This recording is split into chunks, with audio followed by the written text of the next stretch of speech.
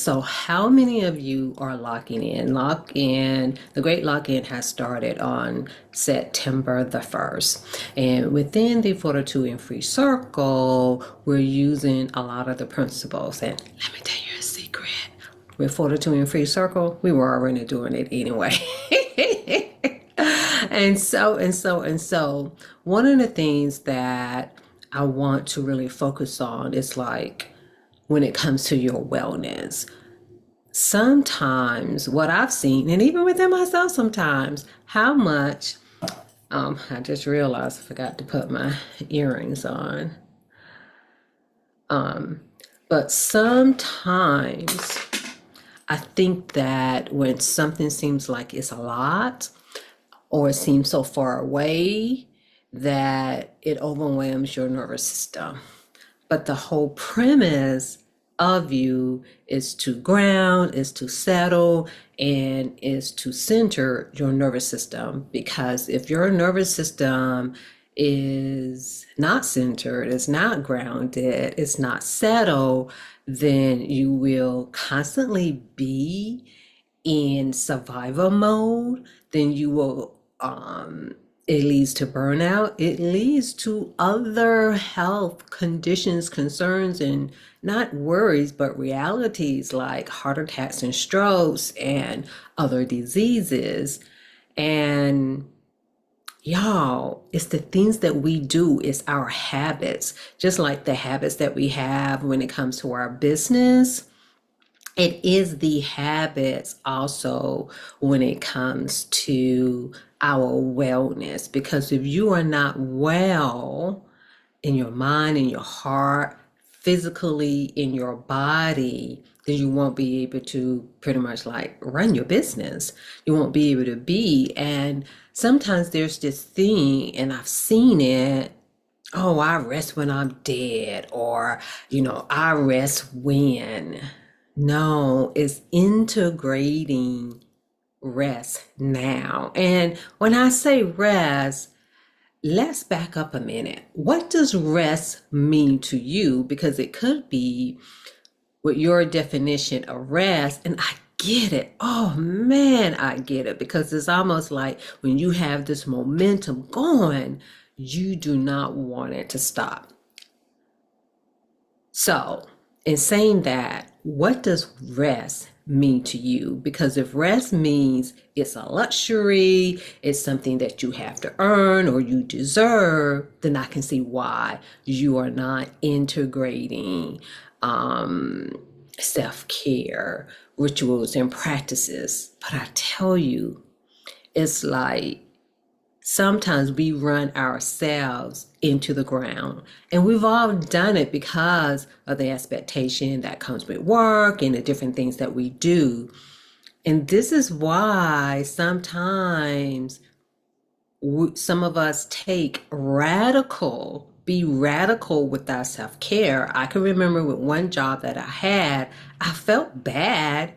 I remember working one place. I started off taking 1 day a week off, and I'm like, something just still doesn't feel right. What is it? I was still tired. And it almost didn't even seem like I was taking a day off. And actually, it started off a half a day.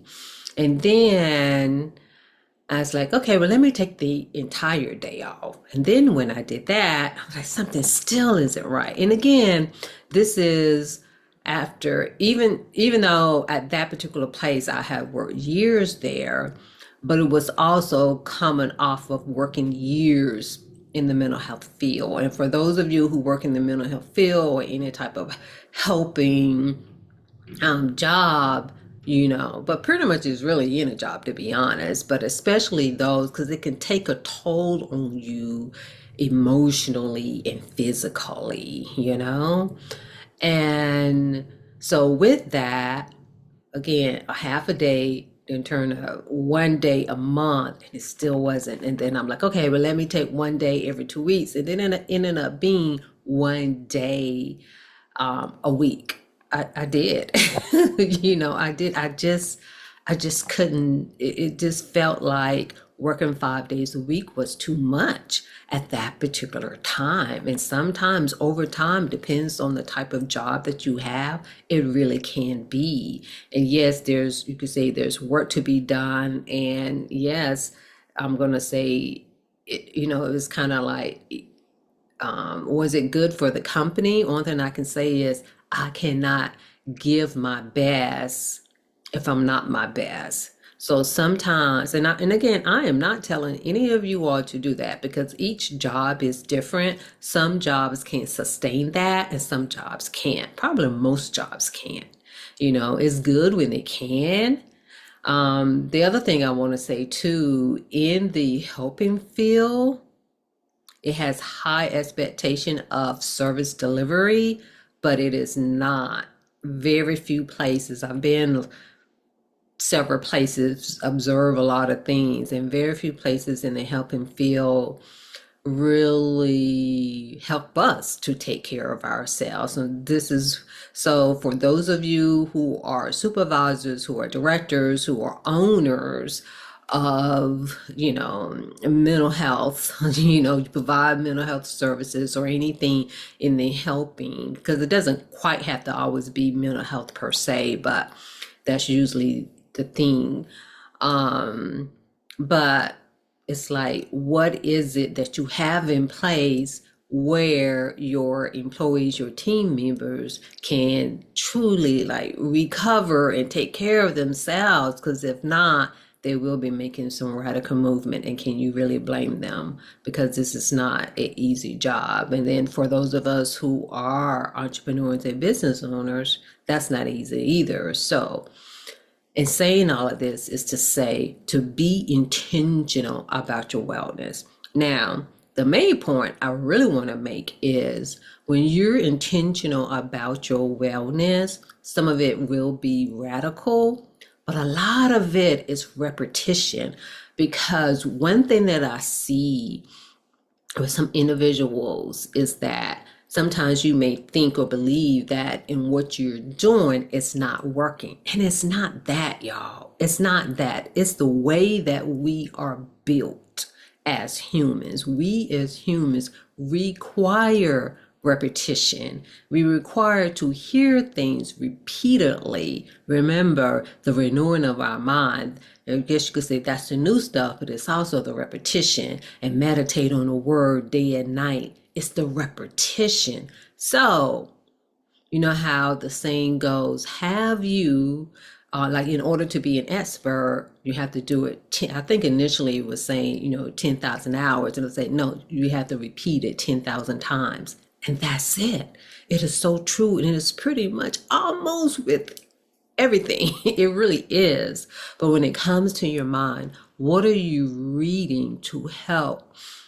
Either I'm more on the sustainment because I kind of feel like that people do a good job of getting somewhere, but in maintaining and sustaining wellness, that's where it counts the most, because you can walk up the mountain, run up the mountain, skip up the mountain, but what do you do once you get up the mountain? Because there's another mountain somewhere. It's like there's another storm, and then sometimes you can become discouraged because there is another storm, because there is another mountain. But in saying that, y'all, that's life. It really is.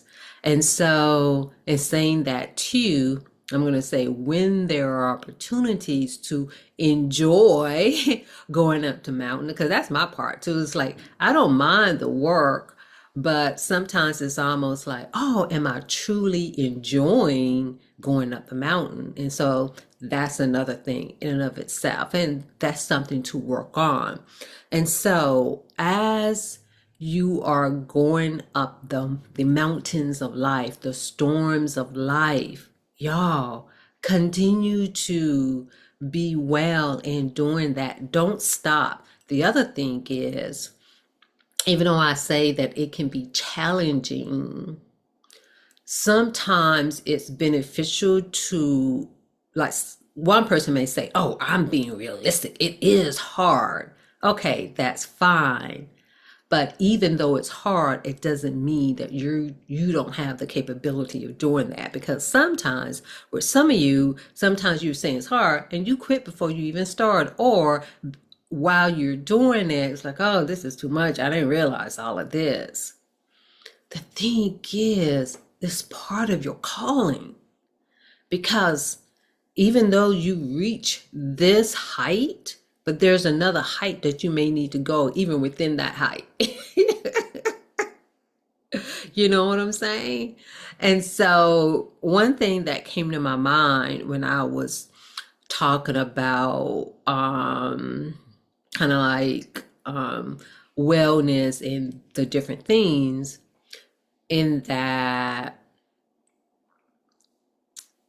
when it comes to the repeat, in which I've said this before, in that I distinctly remember actually this was twice, and I think the last time when I told this story I said the same thing, like, oh yeah, this was twice this happened, and this was before I even had this knowledge that I have now, about wellness, about self-care, about the things to do so that you can be well as an entrepreneur, so you can be well as a business owner, so you can be well, for those of you who have partners, so you can be well as a parent, because people need you well, you know? So the two things is that when you have it in your mind to continue no matter what, you would do it. So the first example was when I was bitten by a brown, what is it called? Brown recluse spider. Now, at the time, I didn't know that I was bitten by a spider. I thought I was bitten by a mosquito. And actually, I didn't even think nothing about the bite itself. I just thought I had a summer cold. But if anybody knows about the brown recluse, in that it is a very poisonous spider, and thank God my and I was I'm saying I was a teenager. Well, yeah, I was. But anyway, I was home for the summer, for summer school, all of that stuff. Got sick. Thought I had a summer flu, and my body was definitely fighting. And I was working at the Pick and Pay, and sometimes I would catch the bus and sometimes I would walk. But half the time it was faster for me to walk home because of the fact of the length of time that it took the bus to come. So in saying all of that, even though my foot was swollen, and at that time I was exercising on my own. I remember exercising to 1999, Prince song. And that was a real good aerobic song. It still is a really good aerobic song. But anyway, at that time, I wanted to keep the momentum of exercise. So here I am on one foot, just moving side to side, you know what I mean? And again, I didn't know anything. I had no knowledge, but I just wanted for myself not to lose the momentum of exercise. The second time when it came to momentum was when I was really sick back in May of 2006. I remember it like it was yesterday. I had I'm gonna call it a pre-COVID, because I swear that had to be what it was before its time. But anyway, I had a head of chest cold, and not saying a head of chest cold. I had a head of chest cold, and also what else did I have? Strep throat, all at the same time. I was sick. I'd never been sick. Even to this day, even though I have been sick, I had a sinus infection once, and that was like pretty bad too. But even with that, when I was sick back in May in 2006, was sick. But anyway, even then, I call it my aerobics days. I didn't want to lose the momentum. Of course, I was out for a whole week.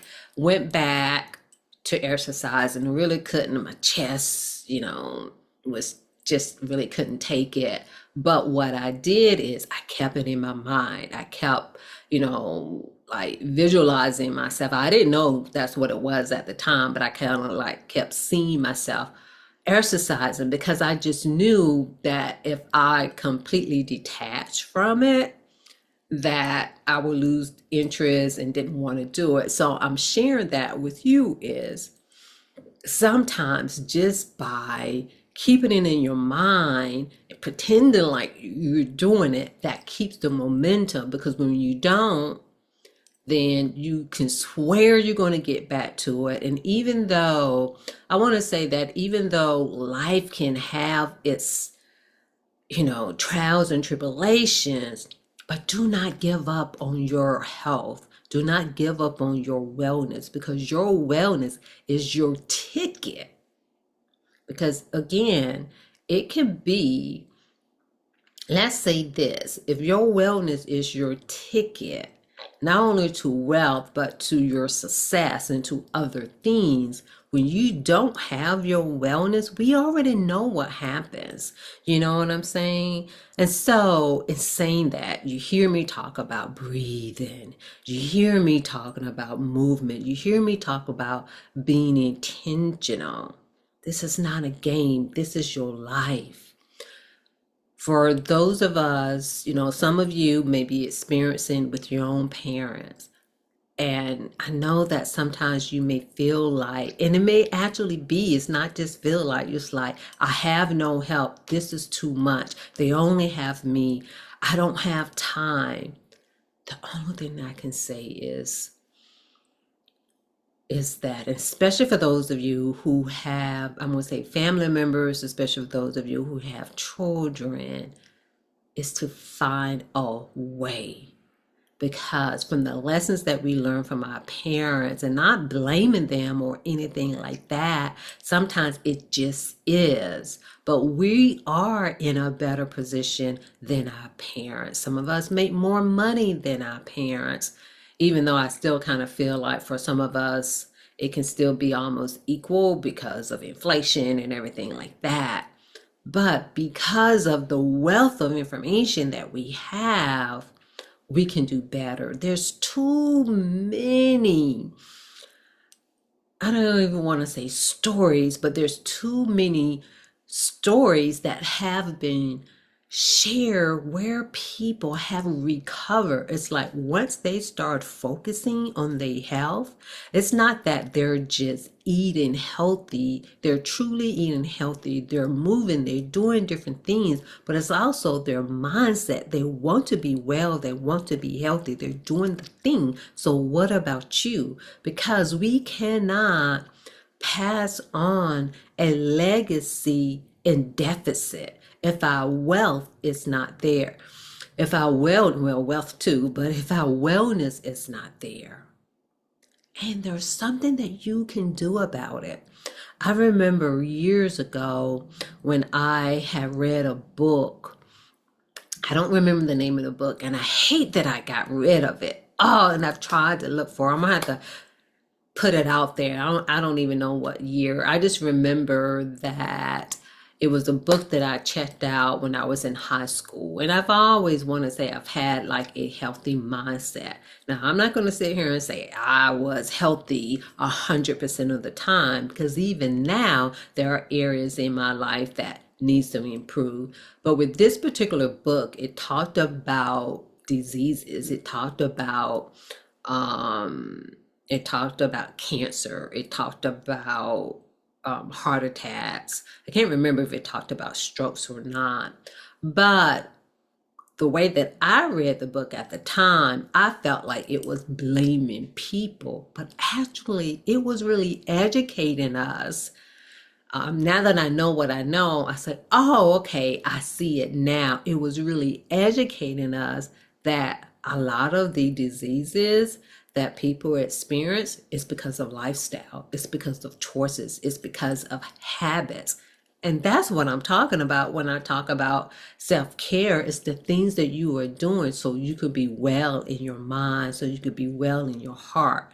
and in your heart, but also with your heart, meaning, the pumping of your heart, and be well in your body, which, that's part of it too. And so, for those of you who want some accountability when it comes to your wellness, when it comes to being a self-carepreneur, and that is an entrepreneur who prioritizes self-care. And again, self-care isn't just about the exercise, it's kind of like the steps that you take to get there.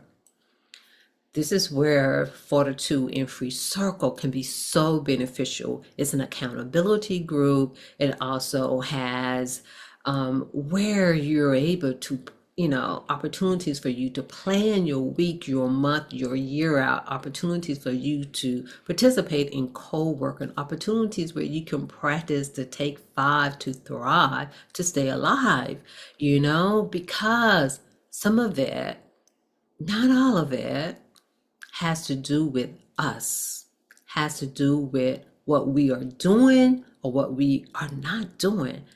And I hear so often that parents say, I would do anything for my child. But will you change your eating habits? Will you go to the gym so you can be healthy? Because again, it's the things that we're doing now that impacts us in a year, in 5 years, in 10 years. Because heart attacks and strokes do not just show up. Pretty much, even when it comes to high blood pressure, high blood pressure is now. What are you doing now to alleviate high blood pressure? And you're like, Sharon, but they say that it's stress. It's stress. So are you sitting down for 5 minutes? If you can't do 5 minutes, all of it has a lot to do with training, y'all. And any of you have ridden a bike, you remember learning how to ride a bike? If not, visit that memory. You weren't good at it. You had to learn how to pedal. And for me, I had to learn, nobody didn't teach me how to put on the brakes, so I ran into a car. But I'm pretty sure I learned that day, right? So sometimes it does take, experiences for you to learn. But a lot of things are our habits. And again, I am not saying when it comes to heart attacks and strokes that it's somebody's fault. The only thing that I'm saying is do the things to try to prevent them, at least. But also, when you do the thing, if you do experience something, your recovery is so much different as compared to someone who do not put in the effort of taking care of themselves. Believe me, I've seen it firsthand. There's a difference of somebody recovering and they are truly putting in the efforts, they're changing their habits of eating, they're changing their habits of moving, they're really pushing themselves. When I say push, I'm not talking about the dangerous push. So, in saying all of that, what I'm saying is do the things that need to be done so you can be well. And for those of you who are interested in coming into Fortitude and Free Circle so that you can maintain your wellness, so that you can have some accountability, because even I need some accountability with certain aspects of my life. We can't do it all alone. We say that children need a village, so do adults. And so there are villages that are being built. There are villages that's already established. Find your village. And Fortitude and Free Circle is one way for entrepreneurs to be well. And so for those of you who are interested, comment Fortitude so you can get into the circle. So I will see y'all next time.